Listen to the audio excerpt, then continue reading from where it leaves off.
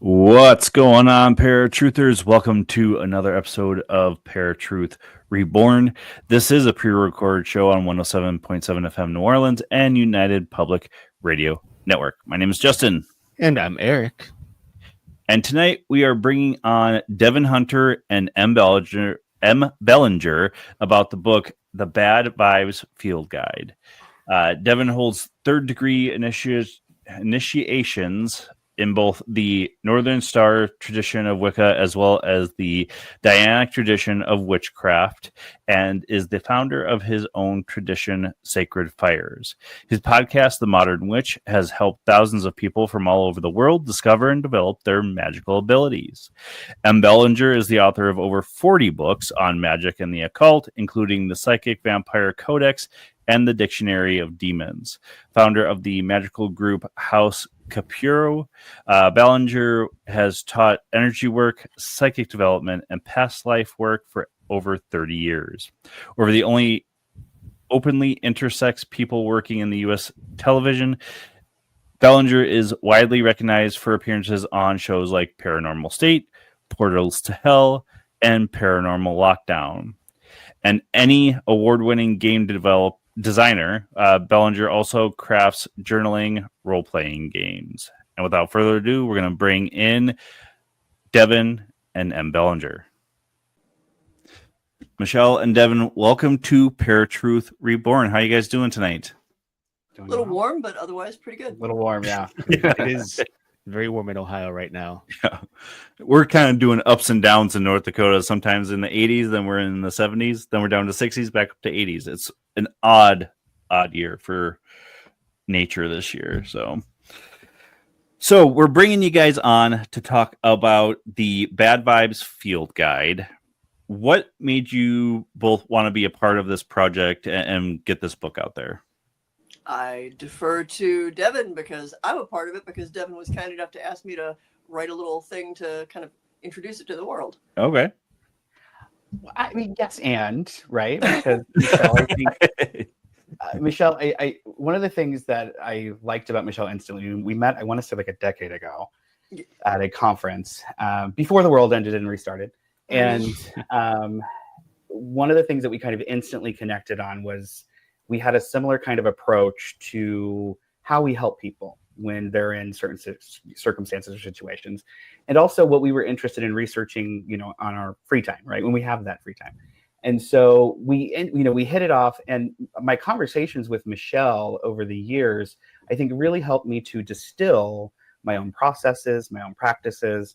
I mean, of course, Michelle's prolific in the fact that they are on all the TV shows and do all the things, but that's not the part of Michelle that I'm impressed with or that I'm attracted to as a creative person. I'm attracted to the part of them that is tuned in to the world that is the unseen, right? And so when the idea of jumping out of my usual niche, which is writing about witchcraft and occultism in that kind of way, and switching gears to the hat that I've worn really my whole life. Before I was a professional witch, I was a professional psychic medium.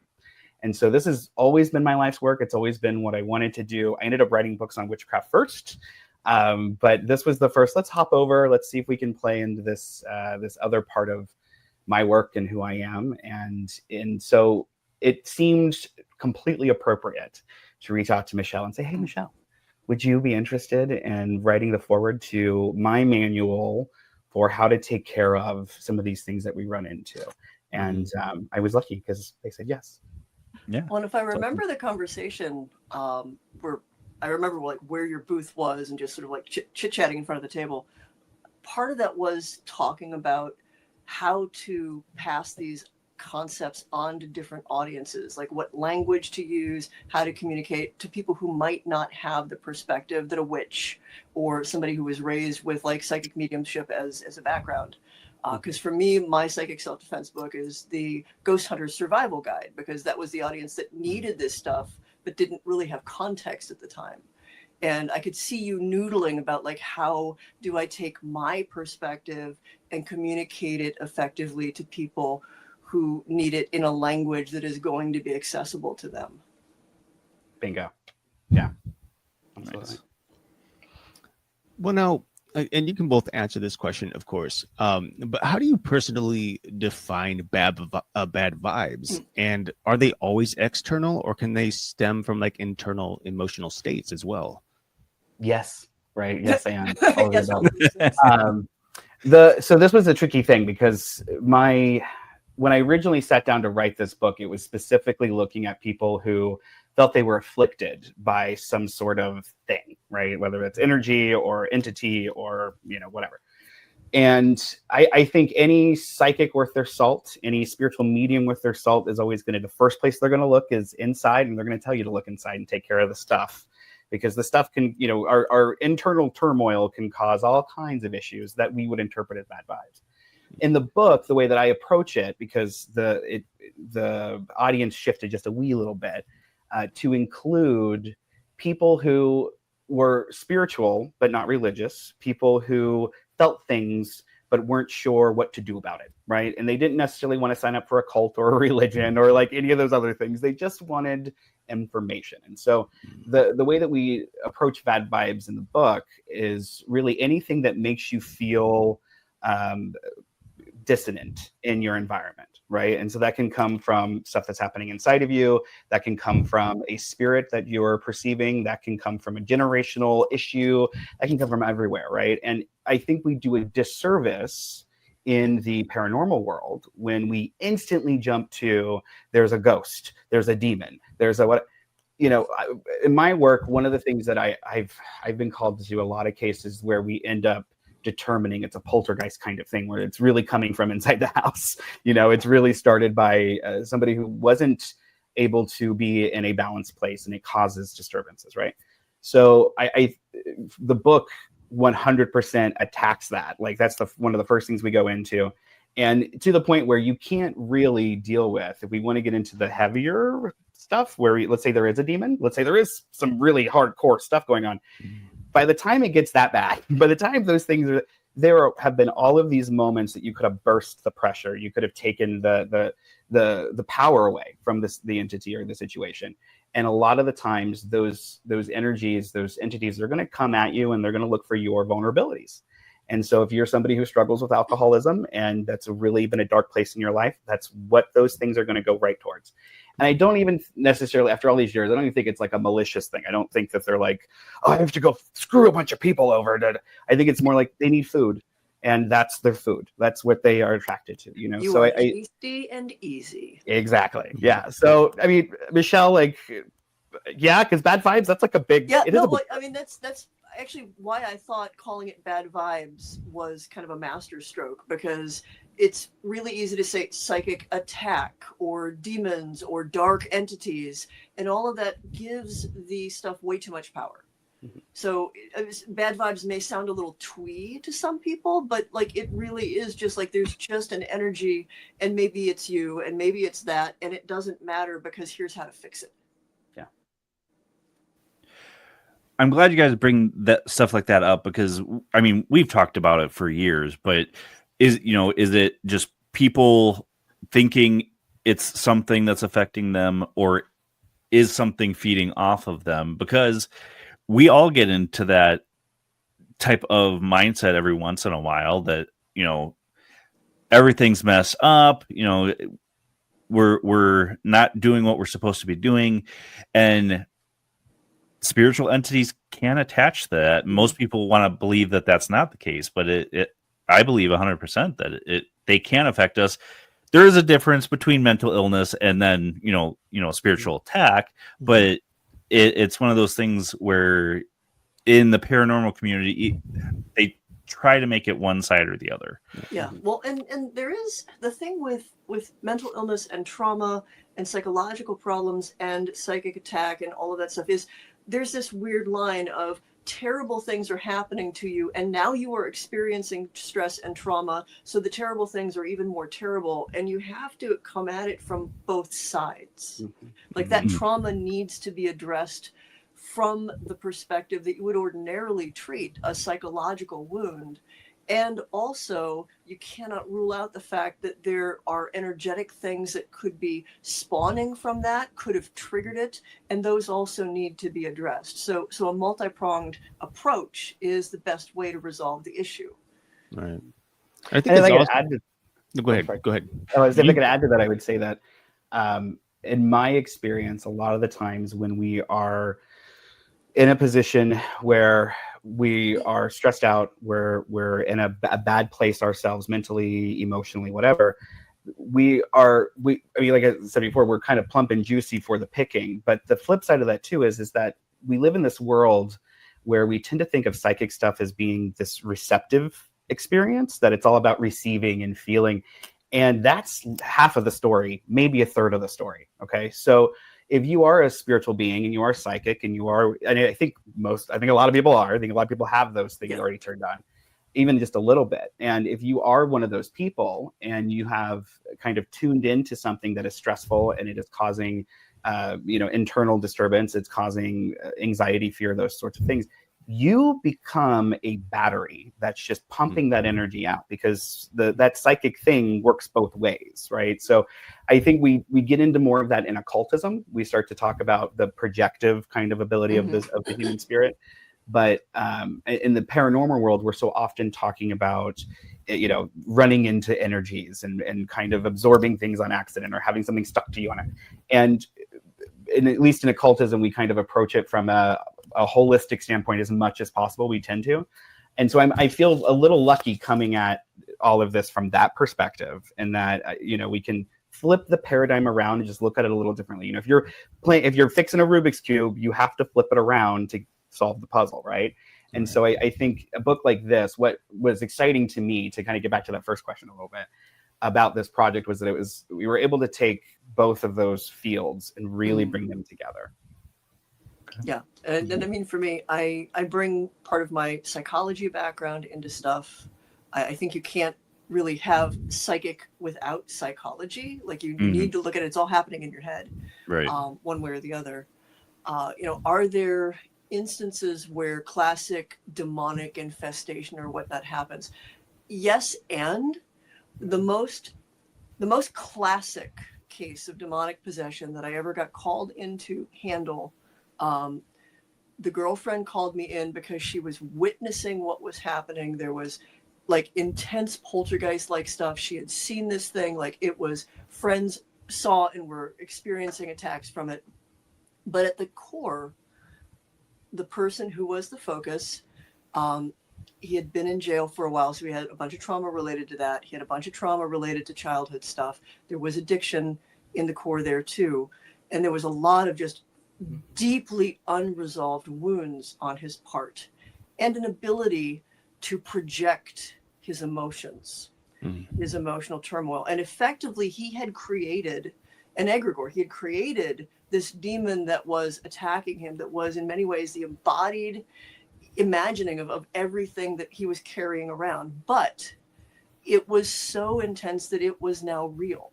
Other people were experiencing it. And so he'd gone to a lot of people and they were like, it's all in your head, like it's all in your head. And all he took away from that was, you're crazy and these things aren't happening. But, he's got his girlfriend to go, but these things are happening. So the solution there was to very gently explain, yes, it's real. And also it will not go away until you address these other things. And you are a part of this, and you can't extricate yourself from it until you seal those wounds.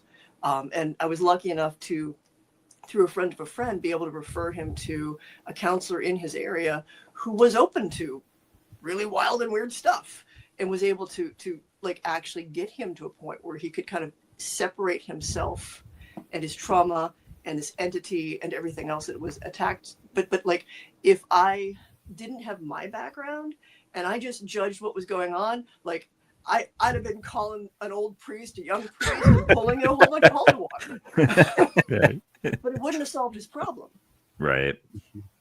No, and I actually dealt with a woman who had a similar situation. She claimed there was a demon upstairs in her attic, and her son saw it regularly as well. And she said this thing was with them for couple of months before she reached out to Justin and I.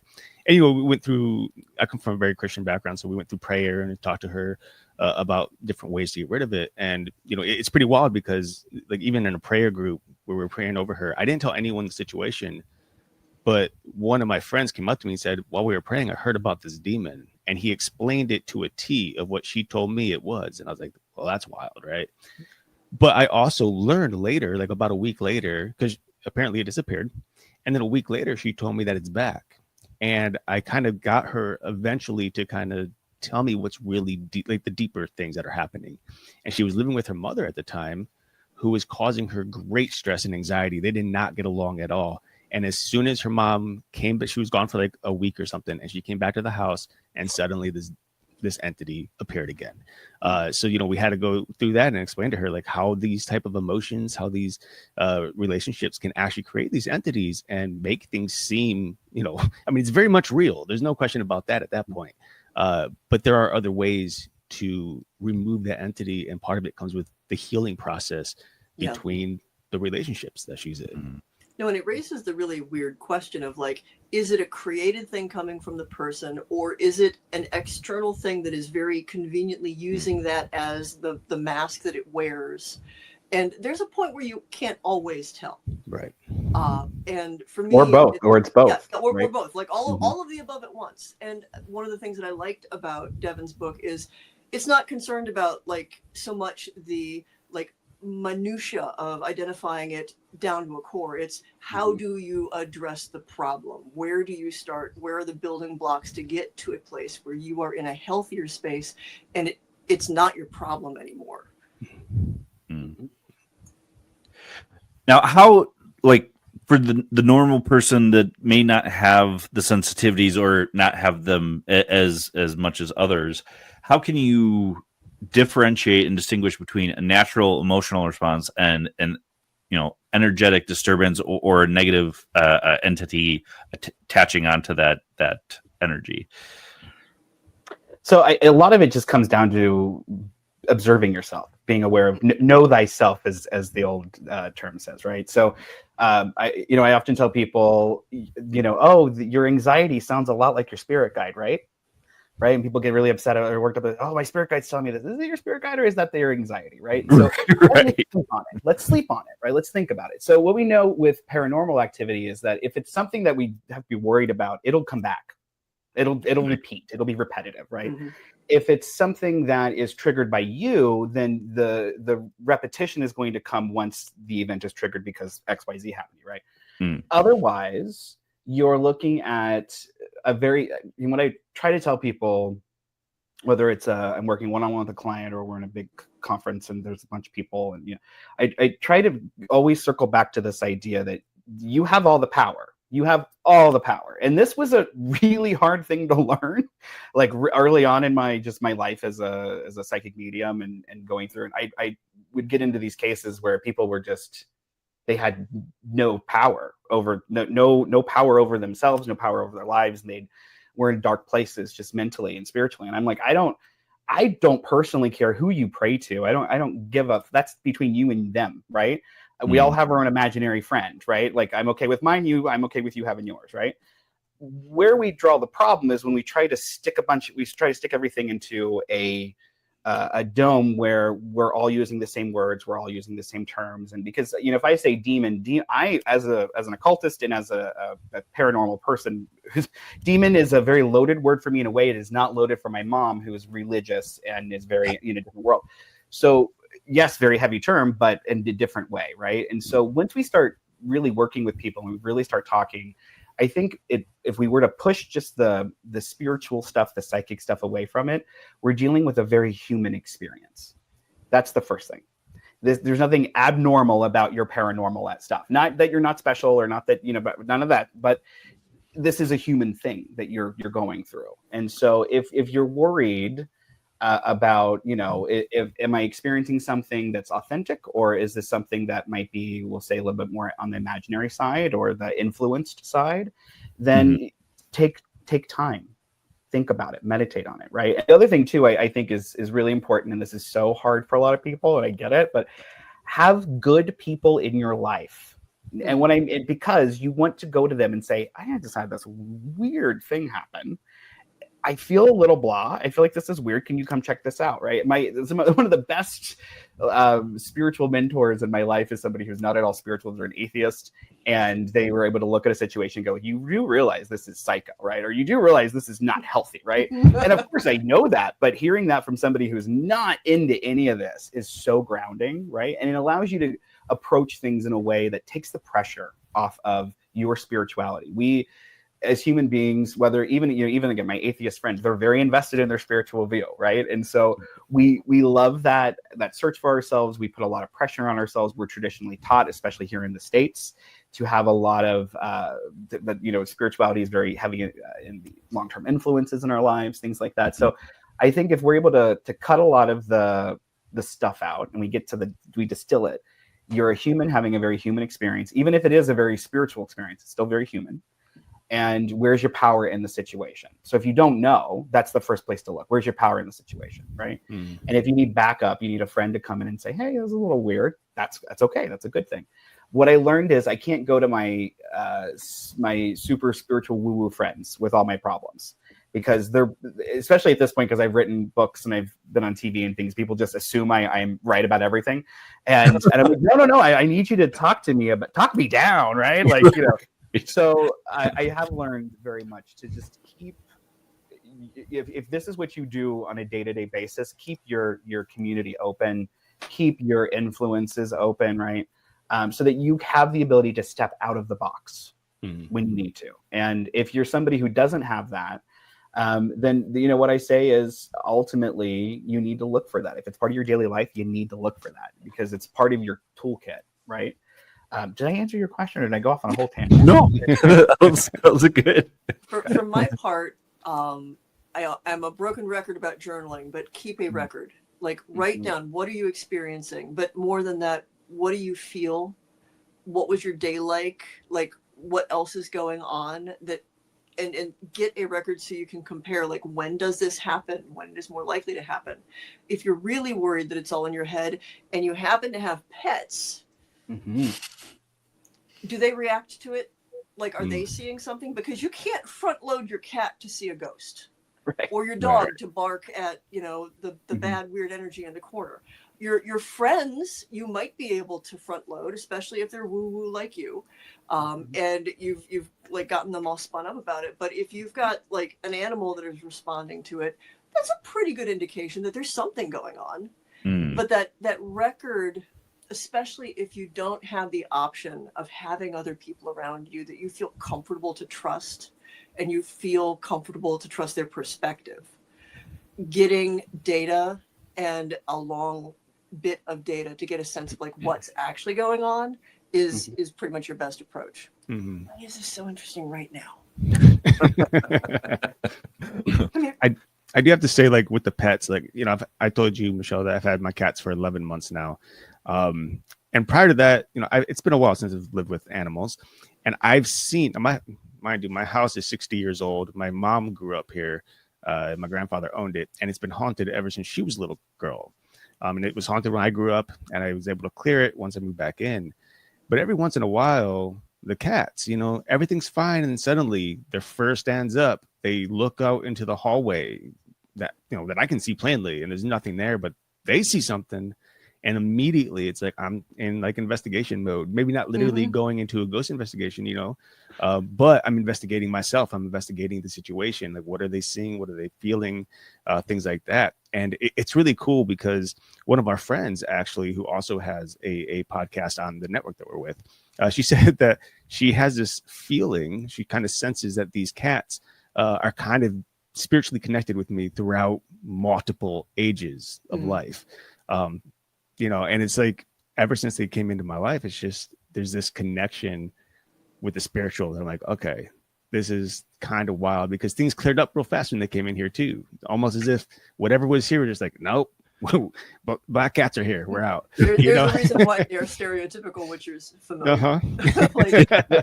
The Egyptians knew what they were talking about. Yeah. I mean, Right. like Sure there's a did. reason, 100%. right? And like I refuse to live in a house without cats because they shoo things away and they like I swear to it. They And, refuse to let you me. know, I've got an outside cat. I don't even know where she came. She first showed up during the solar eclipse, and she left me over the course of several weeks 3 rusted iron nails, Wow. which are traditionally used for protection. Right. She appeared over winter. I worried maybe she came back and again introduced herself with a series of 3 rusted iron nails, identical nails. No idea That's where she- crazy. Yeah, no, seriously, really like busy. she's bizarre. And also, like, she's not an indoor cat. I'm like, nope, you were just walking the perimeter. You're there to like keep. I'm this. Yeah. I'll give you some fancy feast every day and call it great. Right. Not entirely convinced she's entirely a cat. And that's fine too. So there's so many ways to clear one's energy, and I've seen so many of them. You've got a bunch listed in the book. How should someone choose what works for them? Literally what works for them. Like, try a bunch of stuff, and if you're doing something you just feel so painfully awkward, don't do that. If it makes you feel silly, if you can't get behind it, don't do it. Mm. If there is something that is not written in the book and you're like, well, I have a feeling that maybe if I tried this it would work, and that excites you and that makes you feel safe, do that. Okay. Yeah, it's so I have gone through. I've worked with some of the best teachers, and you know, I've had some incredible people come and try to teach me how to do the things right. And at the end of the day, what I've learned is that it doesn't matter if there's a one size fits all solution that everyone else has. It may not fit for you, as you know, we were just kind of hinting around, to the point where I grew up in the age where you could just clear everything with white sage. Just burn the white sage and it would just take care of it.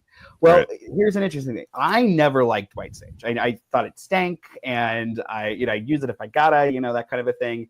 But it never really resonated with me, and I would often leave the experience like jittery. And then I found out during an herbal course that I was taking that there's a chemical in white sage that when it is burned, it releases and it causes anxiety. And so that's why it shoos things away. And I'm like, okay, that makes a lot of sense. But for me, I didn't want to go to it, right? So I'd have these teachers who, no, this is how you cleanse yourself. And it just didn't work, or I didn't understand the depth of what I should be experiencing during a cleansing, right? And so it took a long time using different methods, trying different things out to find what actually worked for me. And also learning that same thing may not work in every situation, right? So I have, for me, and I talk about this in the book, I have a kind of go-to things that I'll do on a more regular basis. And then even to this day, I still will go to a friend of mine who practices a completely different tradition, and I will go, hey, can I hire you to do a cleansing on me or do a cleansing for me? Just because I want to know things, I want to feel things, I want to experience, those things. But I also know that I don't know everything, right? And I can walk through, especially with this, you guys know the stuff we get called in to go take care of and do, and so you never know. So I'm always like, hey, just at least once a year, have somebody else come in, take a look. Like, that's cool. Not everybody can do that, and I totally get that. But if you have if you have friends, if you have pets, if you have things that are signaling, take advantage of it. Practice different types of cleansing methods. And and it's often a lot easier, I think, than people are expecting it to be. I know sound is a big thing for me. I love working with sound. I have a music background. And so it just seemed very natural to me to work with sound as a cleansing method. And it also makes sense. We're dealing with vibrations, all of those things really line up. And then one of the things that was really surprising to me, I took this laughter yoga class as just a thing for a friend because they wanted to do it, kind of a thing. And I walked, and the whole experience is just you make yourself laugh and you release endorphins, right? And I realized that what a great tool to use for cleansing, right? And so I had a house call. I went in and the woman had they were having all kinds of experiences, and there was a lot of different things happening on at the house, and there were kids and a lot of stuff going on.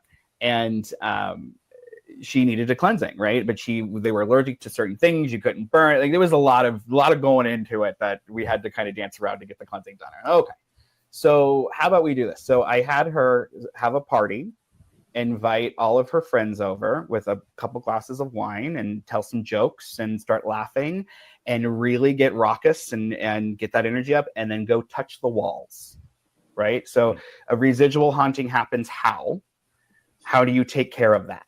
Right. I love the wine. So we all grew up in at least here we were in the 90s. We know how to record over tapes. We know how to take care of, so it's this idea that like something as simple as laughter can have a profound effect. And I'm not trying to be like a hook, it's not hippie, like but it works. So some of the darkest stuff, they don't have a sense of humor. Mm-hmm. If you ever see me on the TV shows, I give the scariest stuff the most ridiculous nicknames, and I try to get those nicknames stick, because humor chases away some of the nastiest stuff. It literally cannot. It doesn't know what to do. Mm-hmm. It doesn't have that. So yeah, no, laughter, humor. There's a great deal of power there, and not mean spirit mockery, but like actual like belly laugh silliness. Yeah. I mean, because you do need to. If we're talking about it from a strictly a psychic perspective, you are creating a massive amount of energy when you do that.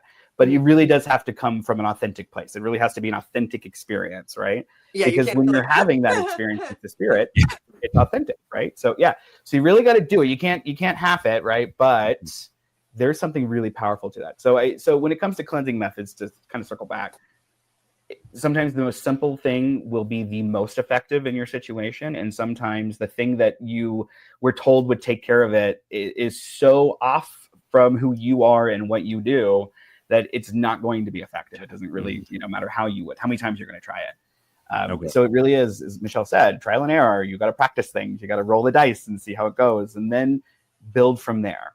Yeah, and at the end of the day, I think there's a great deal of power in taking your power, like being the one who does it. Like to become that empowered to conquer the fear is the most foolproof way to drive stuff away. And sometimes you're just not in the headspace to do that. So being comfortable with someone to help you, like there's nothing wrong in asking for that help. And finding someone who is reputable to assist you, especially if you can't extricate yourself emotionally from the experience. Mm-hmm. And a little side to that.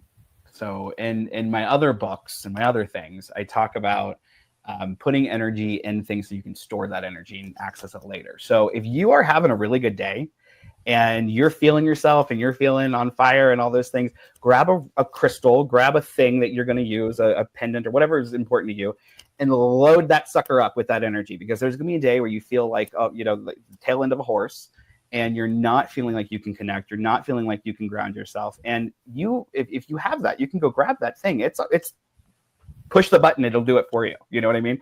So it's also about preparing for the days when it's going to rain, right? And know that if you've got an umbrella, it's going to be a lot easier to get through that storm. Mm-hmm. Okay. Well, now, so I mean, you guys are really saying that anyone should just try anything to some extent, in terms of cleansing the energy. But we've had a number of people on our show actually who have said some similar things talking about energy, but then they'll say, but you shouldn't use this method to cleanse because this method belongs to a particular people group. For example, saging, Native Americans. And so there's a lot of people who tend to fear or believe they shouldn't or couldn't do it. So can you guys do you have anything you can say to those type of people who are listening right now who maybe want to try that but are too fearful and, because they're scared they're going to offend somebody? Yeah, this has actually been a big conversation that we've had a lot in the occult world, because there's a lot of accidental appropriation that happened over the years, and we're kind of reconciling that now as we're able to just communicate more and kind of cross boundaries with community. And I grew up literally going to powwows and being taught to smudge by Native people, and I always assumed that was okay, and I was taught this with the specific intention, as it was conveyed to me, that it was medicine that was being shared, and that I was to go do it. It would make the world better by practicing it. And so I still hold to that truth because that's how it was given to me in a very authentic setting. That said, I don't sell white sage in my store, right? And the reason why I won't do that is because I live in the place where white sage comes from. I'm surrounded by these tribes, and I know from talking to them that they feel like the work with the white sage was appropriated by other indigenous cultures and then taught to people who were outside of that culture. And so they're saying, hey, you're doing this in this contextual way that is not appropriate. And I had to really sit down and figure that out. Well, what does this mean? And at the end of the day, it does get down to, let's be respectful of any living people and their memory. And any people who aren't living in their memory. I think we just need to be respectful of people. We're all people having a human experience, right? But that being said, no culture has all the answers. Doesn't matter who you are, right? The Romans didn't have all the answers. America doesn't have all the answers. We know culture in any setting has all the answers. And so I think to say, oh, I want to try something like white sage, and that is going to be the thing that fixes it, but it's outside of my culture, so I can't use that. Okay, no, not really, right? Like, it works in that culture, in that setting, right? So if we were to talk about any other herb or any other situation, Palo Santo is a great thing. I love Palo Santo. Michelle, I know you like Palo Santo. Well, I like it for use. I'm also deeply allergic to it. It's heavy, right? But that's something that, like, the wood, the trees have to fall and be on the ground sun-baked for 4 years before they can legally be harvested. So there's like protections around it, right? So there's a whole lot that goes into a lot of these practices that are related to what we consider to be indigenous practices. And I've had people on the other side say, well, you're white, so you can't do anything that doesn't come from white people. I've had white people tell me this, right? And then I have my Indian friend go, no, that's crap. What are you talking about? Right? So, like, no, you got to do this way. And so I think at the end of the day, if you are respectful and you are listening and you're not going around trying to teach people somebody else's cultural heritage, I think experience, right? If it's available to you. And I would say that with just about anything. But it's not, I would say where we draw the line for sure is, as a white person, I'm not going to go teach people how to smudge. That's not my medicine to share. There was medicine that was shared with me, but it isn't my medicine to share. So I'm not going to do that. If I go to a client's house, I won't burn white sage, right? The alternative to this was we did a cleansing last year on what is now a vineyard, and the vineyard is on land that is traditionally homed Native people and tribes that were pushed out. So in that process, we absolutely burned a whole bunch of white sage, but it was as an offering and not as a cleansing. And in that way, it was just honor that culture and that place and the cleansing work that we were trying to do. So you got to be smart about it. You got to be mature about it. You got to think of if you're really upset, if you're really worried about it, right? Then think about it from that perspective of, if this was my culture, would I feel respected? And if the answer is no, don't do it. It's a careful line to navigate between appreciation and appropriation. And I mean, appropriation obviously is, I'm going to use white sage and to also dress up with war paint, and like if you are like absolutely just trying to and just complete insensitivity to it. If you are doing it as if you are, well, I'm just as good as the people who are doing this. My recommendation for people is, one, read up on it, do some research, like learn about the roots of this practice and how to do it right. And if it still speaks to you, do your best to be as like sensitive and like honor it as much as possible. And also, especially with smoke cleansing, it's not just a white sage thing. Europeans used rosemary and a bunch of other things. Like the lighting up of a thing and using the smoke from it to cleanse things is not one culture or another. And if you are hesitant to use white sage and you feel on some level beholden to only speak to your own roots, what are those roots? It's a fascinating deep dive to figure out, like, what were the practices that got erased from my Irish and my French and my Akkadian ancestors and Mhm. the random little Eastern European branch that's over there. Like, Yeah. what did they do? And what plants are immediately in my area that have those associations that Mhm. I'm not stealing from anybody. Well, and to that point too, I think you said something really important I want to reinforce, which is this idea that just because you're lighting it doesn't mean it's smudging, and that's something that's been really we use that term smudge in a very appropriative way. That's the problem, and so that really is like smudging is a very specific ceremony, and very smoke specific cleansing thing. is not. Or the term we often ban around is like fumigation, right? So fumigation rituals.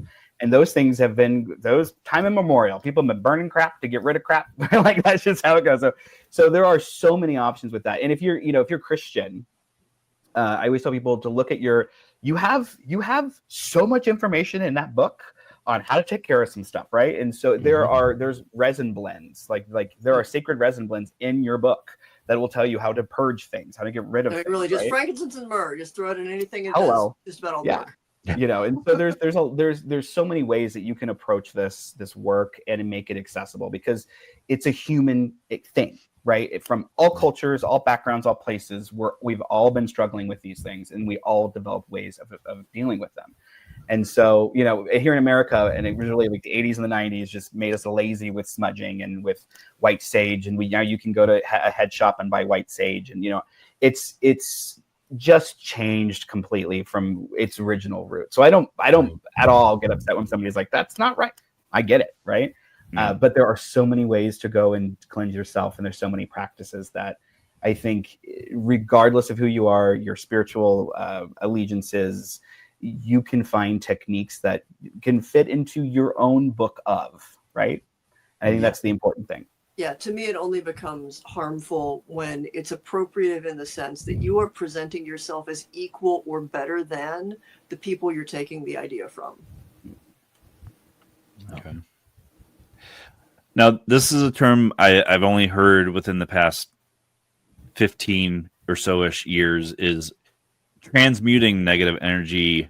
So can you explain the concept of transmuting rather than banishing?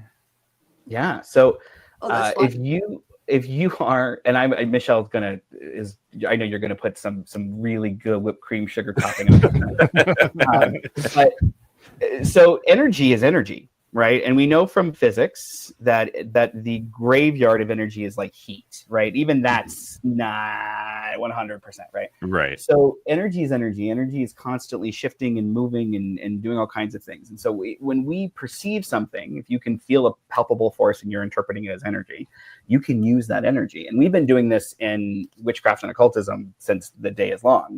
The idea of like, you feel cursed, or you feel like somebody's throwing magic at you, well, collect that energy, transmute it, and make it work for you. Like that's the wickedest thing you could ever actually do. When somebody wants you to fail, and you take that energy, that's nasty crap that they're sending you, and you turn it around to like push you through and make you successful. Oh, that's so wicked, right? And so energy is something that we are constantly working with and dealing with, whether you know it or not. You're running into it all the time, whether you know it or not. And we tend to be a little more hands-on with it in occultism. But when we're talking about this idea of like everyday transmutation, what can I do? What are the things that are zapping you and like stealing from you, right? What's the monkey on your back? How can you take the monkey that's been on your back and make it do tricks so it pays the rent, right? And that's the stuff that we've been talking about in occultism for so long. It can boil down to something as simple as shadow work, right? Where you're taking this your childhood trauma and you are transmuting it through the process of healing. And suddenly that trauma has the ability to heal other people, right? That is an absolute transmutation of that energy to empower you, right? So we can take that same principle and apply it to an area or a home where there has been some sort of psychic fracture, right? Where there is a residual haunting, right? And so you can take that residual energy and you can transmute it, right? You can, and so the difference between just like cleansing it away or banishing something is you're saying it's not welcome here. It's not part of the paradigm. You literally have to kind of rip the carpet from underneath it in order to make it go, right? That's what you're doing. But you could also just say, hey, right, this energy that is wild, right? It has no purpose it is stuck. This residual haunting, this energy is stuck here, and it just plays on repeat over and over and over again. How can I take this energy and unstick it? And then once it's unstuck, what are you going to do with it, right? And that's where that transmutation stuff comes into play. And the idea being that if you are somebody who's up against the spiritual world, the psychic world, and you're interacting with things, you have to develop a system, you have to develop an arsenal, you have to develop a toolkit that allows you to navigate through all of those things. Transmutation allows you to do that. And in a very mild sense, again, it's that, I'm going to sit down and meditate and think about the things that have really pissed me off today, right?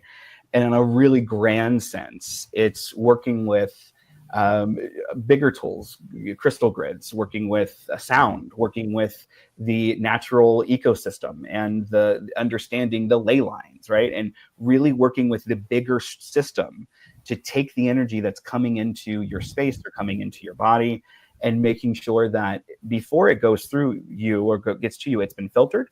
The particles have been removed that are negative or that are going to be toxic for you. And you still have that chemical. So let's add something else to it, or let's purify it in this other way so that you can still have that water, because the world is dry, right? And so just because we're dipping in from a well that might be toxic doesn't mean you can't cleanse it, doesn't mean you can't repurpose it, right?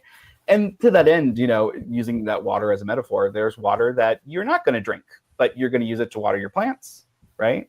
And so transmutation allows us to look at energy as a source, as a substance that can be manipulated in ways that are beneficial to us, regardless of the maliciousness that might be behind them or the benevolence that might be behind them. Mm-hmm. Oh, there's a couple of directions I can take it. I mean, the simplest one is from a psychological perspective. You may have heard the term reframing. Mm-hmm. It's used in cognitive behavioral therapy, and it's like looking at an experience that was a really unpleasant experience and seeing it from a different perspective and basically shifting how you relate to it. And that's one way, and probably the simplest way to transmute energy or attacks or things like bad vibes, is shifting how you relate to it. There's a more pop culture one. So if you're a Reverend Mother from Dune, using sheer willpower to change the waters of Shai Hulud to the waters of life, like being able to take something into you. Now that there are ways as an energy worker, there are more advanced ways to take something that is horrible, and through sheer willpower, through your abilities as an energy worker, it's all still energy, to change it, because it's still power. And I just taught a class on Sir Isaac Newton. So alchemy is really, really big on my mind. And that's where the term that we're familiar with comes from, the transmutation of base metals into lead into gold. And we think of alchemy as a physical thing, but in the 15th, 16th, and 17th centuries, the people who were practicing alchemy also recognized it as a spiritual path.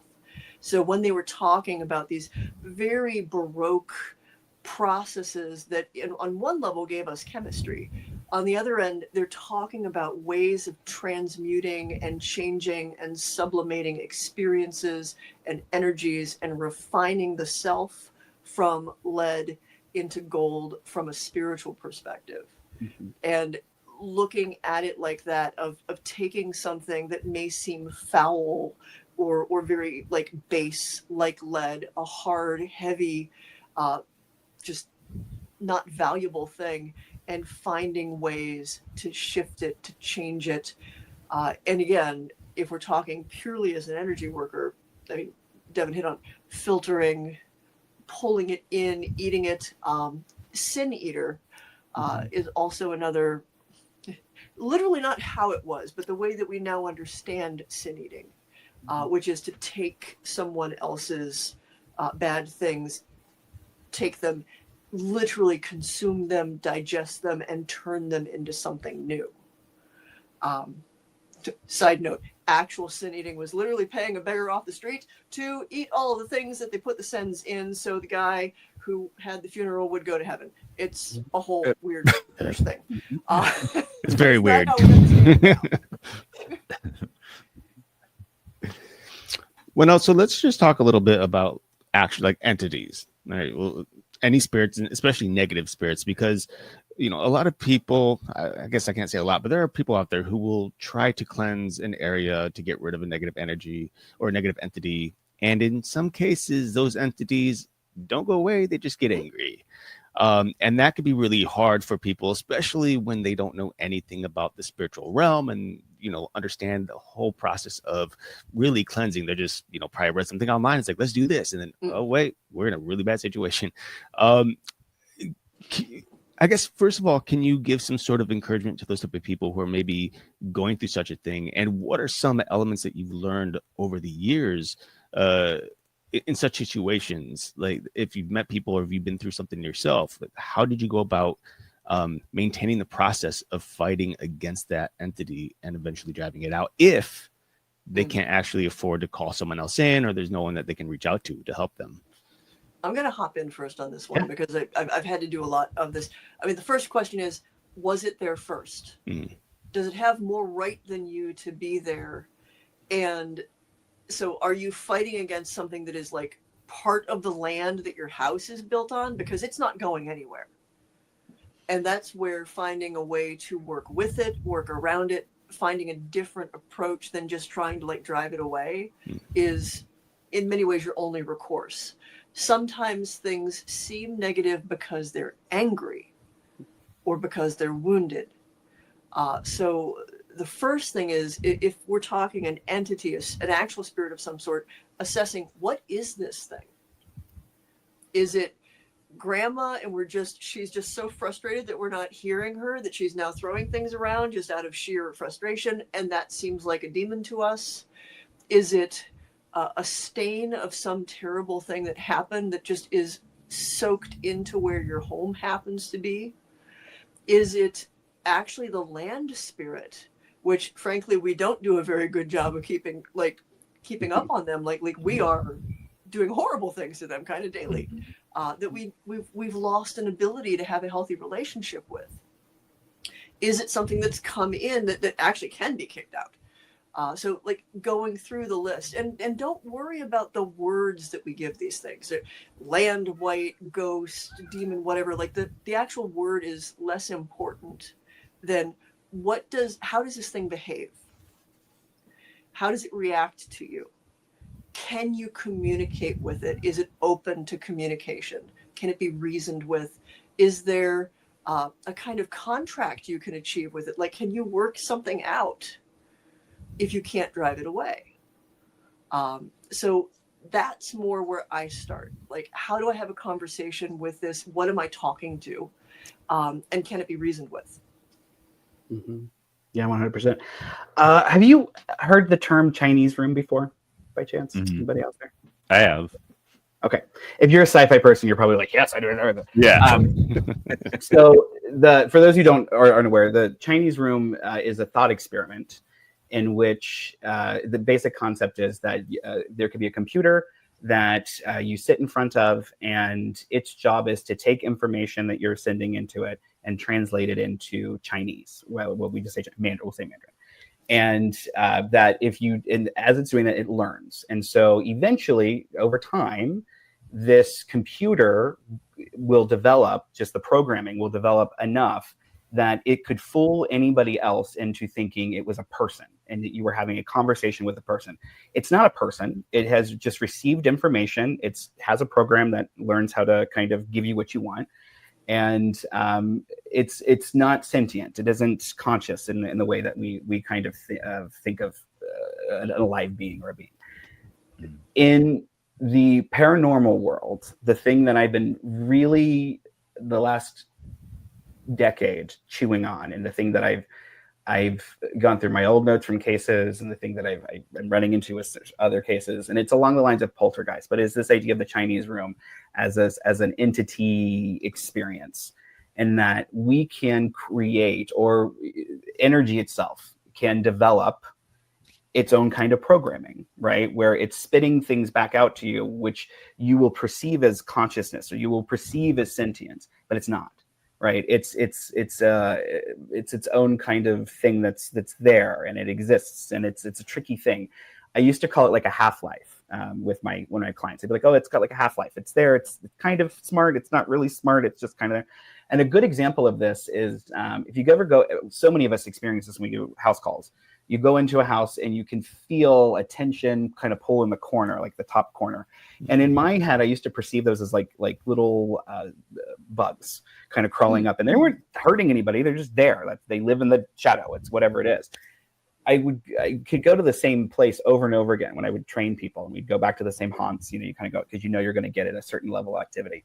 And over the years, noticing that those little bugs got bigger and they got a little smarter, and suddenly I remember I gave a joke name called it Joe, and I came back a year later and I said, "Oh, Joe's here," and it responded with hello.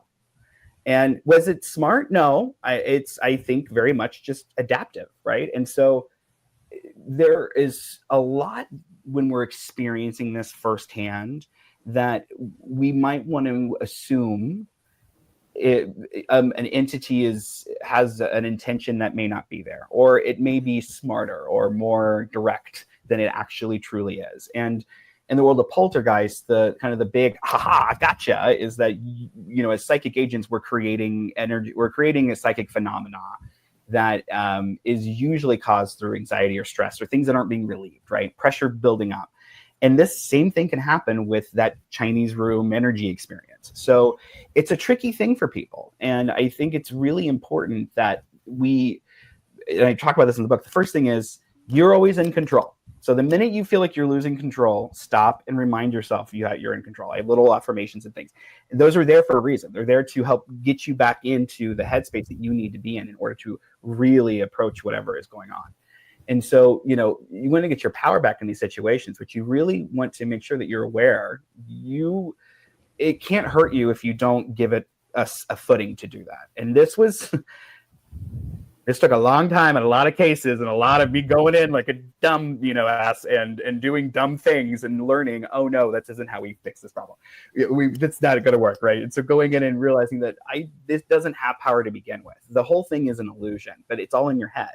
So the minute you believe, oh shit, there's a ghost, you just created this foothold for this thing to come in and go. But if you're, as you know, Michelle, we got to go in. Sometimes you got to fake it. Sometimes you're going to be like, and you puff chest out and do all the things because you have to present a certain way. So there is no foothold that can be taken, right? And so it's all in your head. And that's not a bad thing. Your head is how you perceive things. It's okay, right? But keep in mind that it's coming through your filters. It's coming through, and your filters are developed from your background, your propensities, your pet peeves, right? So that's why we can watch, these ghost hunting shows, and you get the one show where it's always a demon. It's always a demon, right? Yep. And why is it always a demon? Well, to that person, that's what the language is. That's how they perceive things. So what I reference it as a demon. People, energy is just a mirror. Yeah, absolutely. Thank you. I like that one too. And that's it, right? And so you got that little bit too, right? So I think it's really important that the first thing when things start developing is that you really ground and center yourself in that moment, and you take the reins back, right? Even if you've just got to fake it, right? But you take the reins back, because if it is a big oogly boogly, then you can't afford, in the long term especially, to play with it and to play around with yourself in the situation. But if you're in a place where it isn't a big oogly boogly, then you could potentially exhaust a lot of energy that could even train things later on down the road. And I don't want to put that in as another fear for people to have here, but if we're looking at some of those bigger things that happen, again, a lot of these situations avalanche, they snowball into these bigger problems. And if we take the minutia out, so much of it really boils down to how did you respond, right? Because if it's not a tiger, it's not like you literally have to run away from the tiger because it's going to bite at you, right? It's the perception of a tiger. Mm-hmm. Well, is it the shadow of? Are you seeing the shadow of a little kitten? that's just being projected to look like a tiger, right? Because oftentimes that's the natural response. We know this from nature, right? We know that this happens. This is how things camouflage themselves. So if we're seeing all these patterns happen in nature, why on earth would we not assume the same is happening in the spiritual side, right? In the paranormal, the preternatural is my favorite word for it.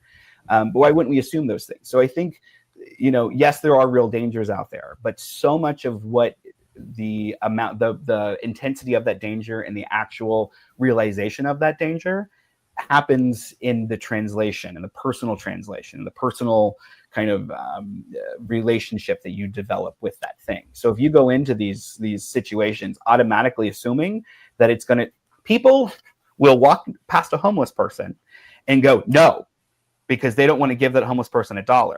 But they will walk into a house that's supposedly haunted and they're like, oh, right? Yeah, come across, right?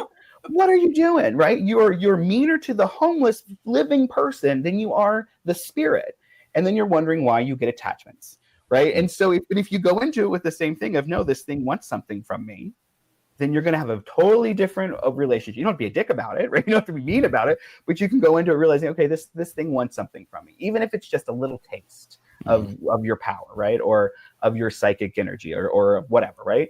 It wants something. And what I have witnessed personally in my own life and in the life of my clients is that oftentimes once you start that thing, when you're nursing it, it's going to continue to manipulate and twist and to get that nutrients from you. And so that's when we're talking about it builds into these things that it just doesn't have to become. And yet we're often kind of providing the pathway for it without knowing it, right? Right. Yeah. Energy is programmable and imprintable, often with emotion. Energy needs an energy to perpetuate itself. There absolutely are sentient things out there, but a lot of what people are encountering are sort of echoes that they're sort of putting into the world, mirror reflection, things like that. And yeah, like if you do think it is a sentient thing, the first thing to do is to try to understand it and communicate with it. Like, even if you think it's big and bad, because it's not going to get any worse if you try to have an open dialogue, as long as you're holding good emotional boundaries. Right. And to that end too, Michelle, I will say that, as much as they say like, oh, this is a human experience, we're having a human experience, they're having a human experience too. And I think that when it in the case where you are having these entities, these things, especially if you can identify them as being human or originating from humanity, reminding them that they're human will often deflate a lot of that stuff going on over on the other side. So many of the really bad experiences I've seen people have are because something wanted to communicate with them and was just getting more and more and more frustrated, or was coming to it with so much emotion that all the person felt was the emotion, was the yelling, was that, and it was overwhelming. And so they got scared, and it just made it worse and worse and worse. So the first step is assess and try to figure out, is this actually dangerous? Is this actually as bad as I am interpreting it? And what can I do to de-escalate and try to solve it? And way better than trying to kick something out is trying to get something to agree to where the boundaries should be. Yeah, and in the book, I created a system based off. I took all the notes and sat down and was like, how did I work this out if I'm actually working with a client? And so I have this little system. It's a scale, and it'll tell you okay, if this is the activity you have, these are the things you have to do, and it's cumulative, by the way. So as you go up, you have to do everything at level 1 in order to complete level 2, right? But if you do that, it should take care of stuff. And it legitimately should take care. If you're really investing the time to take care and you're doing these steps, it should take care of stuff. And if it doesn't take care of stuff, then there's information on what to do next, right? But 99.999% of the problems that we run into really can be taken care of with what I talk about in the book, with even the extreme cases in mind. So that I tried very hard to think about it, because not everybody can, right, get to somebody like me or Michelle and hire us to come in and all the things. That's what the book is for. There's one situation that I'd encountered multiple times where stuff will always come back. And that's if on some level, you, the person experiencing it, enjoy the attention. Boom. Yeah. There's something you're getting out of it. you're actually like, but like you're invested in your fear. You're like, and that takes some really deep level self-assessment and honesty to be like, oh, well, maybe I am, not to say that you're asking for it, but that like you've now gotten so used to the chaos and the drama and the attention that you're feeding it. You're conditioned. Yeah, you've gotten bought into it, and maybe you got manipulated into that buy-in, but like you have to detach emotionally from the experience. Yeah. Don't give it fear, don't give it attention, don't just starve it. Treat it like the worst narcissist you've ever met in your life. Right. No attention. Yeah. Cut it off. And it took me some time to learn that, because I can humbly admit that I was one of those who, after going through a 3-month oppression, I truly believe it's demonic oppression. These entities would show up in my bedroom at night. I would get night terrors, nightmares, all these different things.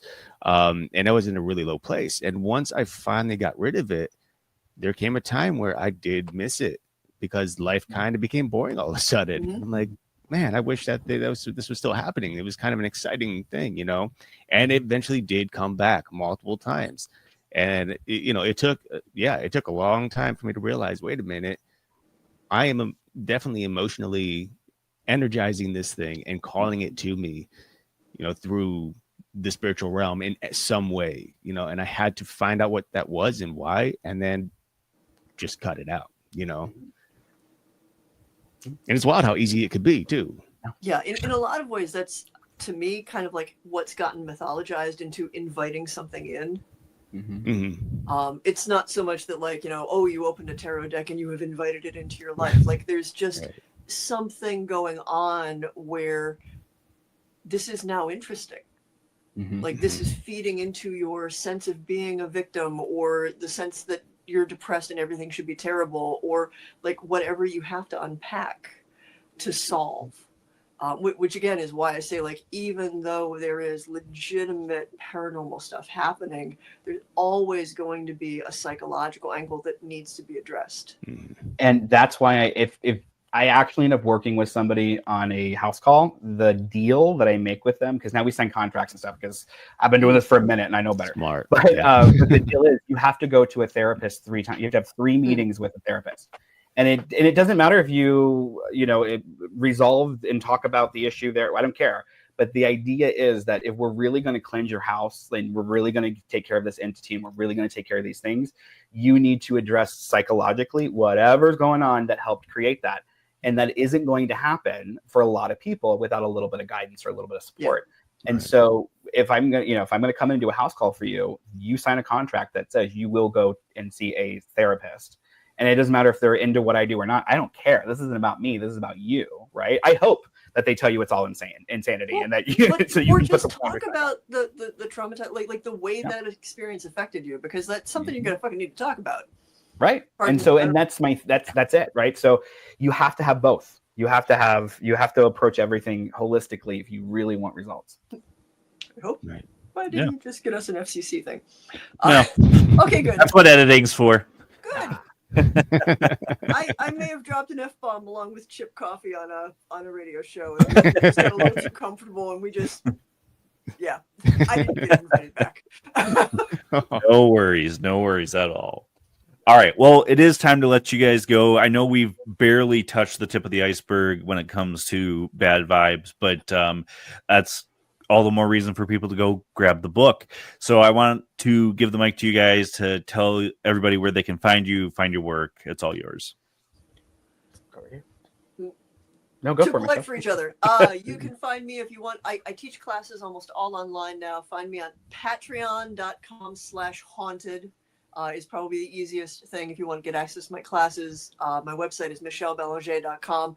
Harder to spell than patreon.com/haunted. Yeah. So, and then for me, I mean, honestly, everything's over at modernwitch.com. And so it just modernwitch.com. All the information, my podcast, I've got over 10 years of podcasts that are on there. We've got a little bit of a network going on with other people. So if you really want to just talk about the psychic stuff, there's a great show on our network called The Circleist Podcast. And it's with my husband, Matt Oren, and then Rachel True from The Craft. Award-winning. Yeah, award winning. Yeah, it's award winning now. Yeah.